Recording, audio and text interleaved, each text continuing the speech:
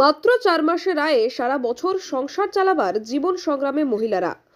মাত্র 4 মাস আয় করে সারা বছর সংসার চালাচ্ছেন জয়নগর বহরুর গৃহবধূরা।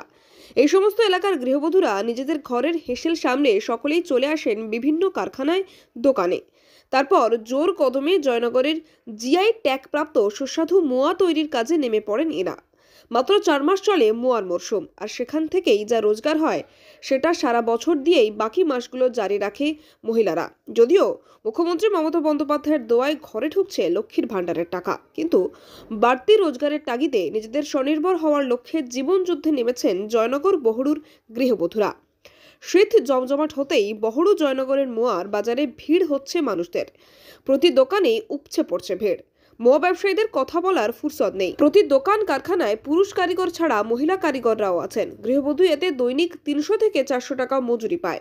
এই মোয়ার কাজ করছি করে আমরা এই সারা বছরের জন্য আমরা অপেক্ষা করে থাকি। এই মোয়ার বেঁধে আমরা সংসারটা চালাই। কতদিন ধরে কাজ করছেন? এই আজ 18-20 বছর। কি মনে করেন এই কাজ করে? কি এই কাজ করে যা করে সংসারটা যা করে চলে যায়। এই 4 মাস ধরে আমরা মানে খুব কাজ করি, করার পরে মানে সব কিছু কাজে লাগাই, আর বাদবাকি দিন আমরা আর কিছু করি না। এমনি কতদিন ধরে এই কাজ করছেন? 10-15 বছর। কিরকম মানে এই কমাস ধরেই কি করেন? এই কমাস মানে মাস 4 মানে এই মোয়া তৈরি করা হয়, তারপরে বাদবাকি দিন বাড়িতে বসে থাকি। এই টাকা নিয়ে কি করেন? টাকা নিয়ে মানে আমরা হাত খরচা করি, টুকটাক কাজ করি। এমনিতে জিরেন কাঠের গুড়টা খুব সুস্বাদু হয়। আর জিরেন কাঠের গুড় সত্যি কথা বলতে বাজারে খুব একটা সবসময় আসে না, পাওয়া যায় না। কিন্তু আমরা যখন কোনো স্পেশাল অর্ডার থাকে আমরা জিরেন কাঠের গুড় দিয়ে তৈরি করি। তাতে কি হয়, মানে মোর যে গুণগত মান সেটা অনেক মানে বেটার হয়, অনেক ভালো হয়, খেতে খুব সুস্বাদু হয়।